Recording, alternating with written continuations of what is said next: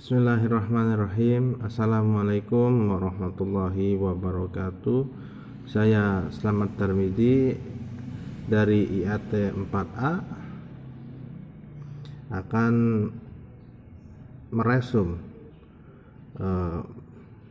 sebagai tugas sejarah ilmu tulisan Arab kuno bab 9 ya. Bismillahirrahmanirrahim.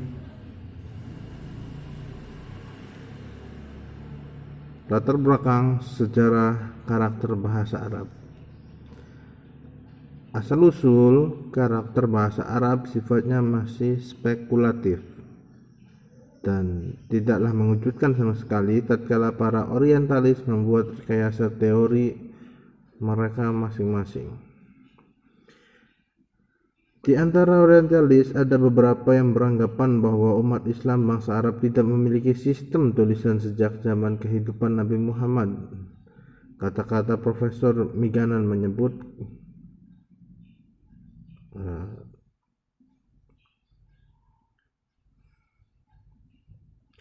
bagaimanapun tidak semua seperti yang terlihat.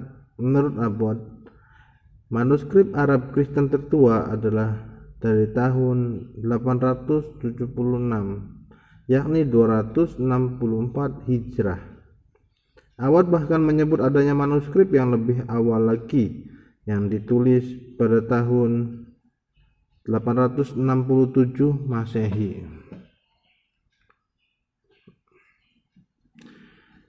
Manuskrip Arab Kristen yang tertua ditemukan pada kedua pertengahan abad ketiga Hijrah. Secara literal, ada ratusan kalau tidak ribuan manuskrip Al-Quran yang terdapat pada periode ini. Kita tinggalkan Syria. Budaya lain yang dianggap telah mempengaruhi tulisan Arab kuno paleografi adalah Nabatean. Menurut Dr. Jum'ah, telah kajian menyeluruh dilakukan oleh para ilmuwan yang memiliki otoritas membuktikan bahwa bahasa Arab telah mengambil tulisan mereka dari Nabatean. Di dalam masalah ini dia mengutip sejumlah ilmuwan seperti Abbott dan Wifinson. Dalam Nabatean, Abbott menyimpulkan bahwa skrip Arab digunakan di awal permulaan Islam adalah skrip Nabatean Aramaik yang muncul pada awal permulaan abad Masehi. Inilah 5 inskripsi dalam buku Abbott. Di atas batu Fitch, al-Im tahun 250 Masehi. Yang kedua ialah inskripsi Arab Imru al-Qais Namarah 32 Masehi. Inskripsi Arab dari Zabad 512 Masehi. Terus inskripsi Arab di Haran 568 Masehi. Inskripsi Arab di al-Jimal abad ke-6. Selanjutnya ialah garis yang samar antara bahasa Nabatean dan inskripsi Arab. Para ilmuwan berbeda pandangan secara umum tentang apa yang menjadi tulisan Nabatean atau inskripsi Arab. Ada ilmuwan yang menyebutkan inskripsi yang terlahir sebagai Nabatean hanya melihat teman kolega yang merevisinya sebagai inskripsi Arab dan contoh gambar ya, di bukunya ini ada gambarnya. Selanjutnya, dengan bahasa apa orang Nabatean berbicara atau berkomunikasi? Di Mekah sejak dini dari zaman kanak-kanak, Ismail, putra Ibrahim, lahir di kalangan suku Jurhum dan menikah 2 kali di kalangan mereka. Putra-putranya memelihara risalah ayahnya dengan menggunakan skrip Arab. Sudah dari generasi ke generasi berada dan hidup di Saudi Arabia.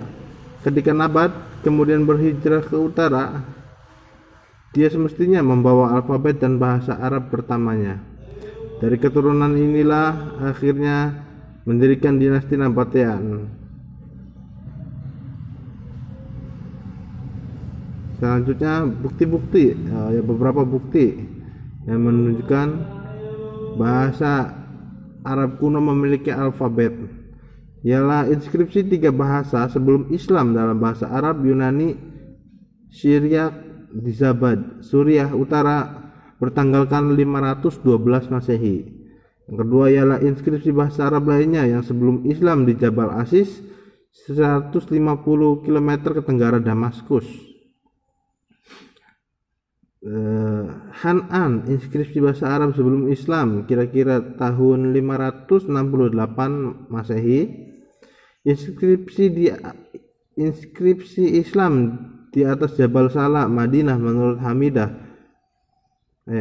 Hamidullah ini kemungkinan besar ditulis dalam ukiran pada waktu perang Khandaq kira-kira 5 Hijriah. Yang kelima ialah surat Nabi untuk Al-Mundhir bin Sawa, gubernur Al-Ahsa kira-kira 8 sampai 9 Hijriah. Selanjutnya ialah surat Nabi untuk Hiraki atau Heraklius, raja Bizantium.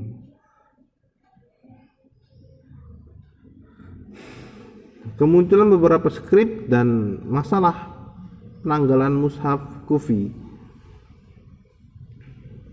terbentang dari Azerbaijan dan Armenia di sebelah utara ke Yaman, dari Libya, Mesir, selatan barat sampai Iran di sebelah timur.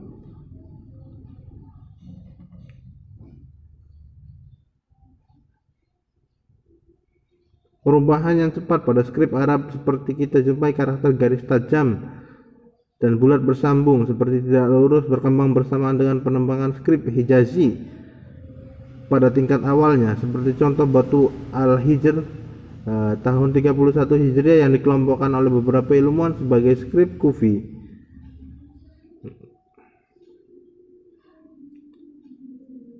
Selanjutnya ialah tulisan dan ejaan bahasa Arab dalam Al-Quran. Yang pertama ialah gaya tulisan pada zaman Nabi Muhammad. Di Madinah, Nabi Muhammad mempunyai penulis yang banyak berasal dari suku yang tempat yang terbiasa dengan dialek dan ejaan yang berbeda-beda menurut adat masing-masing. Contohnya Yahya yang berkata bahwa dia melihat surat yang dibaca oleh Nabi SAW kepada Khalid bin Sa'id bin Al-As yang memuat beberapa kejanggalan karena ditulis kuna kawana dan hatta dieja hatta. Dokumentasi yang lain yang disebabkan oleh Nabi Muhammad kepada Razin bin Anas As-Sulami juga dieja hatta dengan hatta, menggunakan 2 ya yang sudah lama berbeda dengan 1 ya, dan didapat dalam kata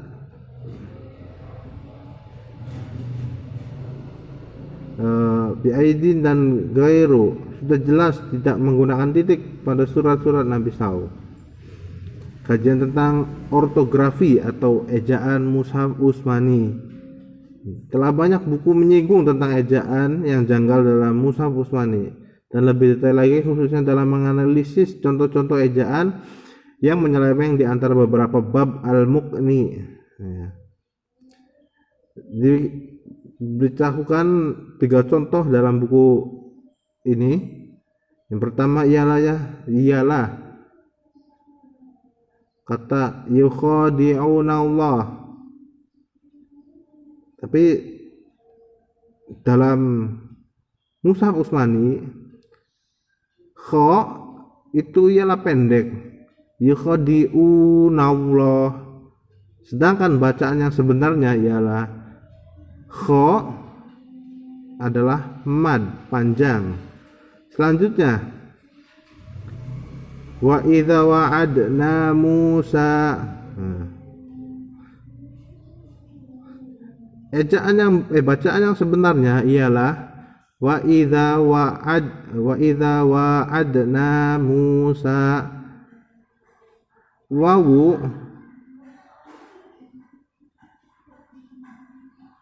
terdapat alif ya setelah wawu. Selanjutnya ialah wa wa'adnakum. Bacaannya sebenarnya ialah wa wa'adnakum, wawu panjang. Selanjutnya dalam buku rekonstruksi sejarah juga menyebutkan penyempurnaan ortografi Al-Quran. Di dalam buku ini dijelaskan bahwa ketika dominan politik Islam semakin meluas dan semakin banyak orang non-Arab memeluk Islam, berbagai kekeliruan dalam pembacaan teks Al-Quran yang disalin dengan skrip de facto di kalangan pemeluk Islam baru semakin merebak. Akhirnya penguasaan politik Islam mengambil keputusan untuk melakukan penyempurnaan terhadap rasm Al-Quran, dan langkah aktual penyempurnaannya dikabarkan telah dilakukan oleh sejumlah ahli bahasa. Selanjutnya kekeliruan dalam membaca ayat terletak pada vokalisasi kata yang mengakibatkan perubahan makna substansial terhadap bagian di atas Al-Quran. Melihat kekeliruan yang fatal ini, Abdu Ali lalu menghadap Ziyad dan menyanggupi permintaan untuk melakukan penyempurnaan terhadap rasm Al-Quran.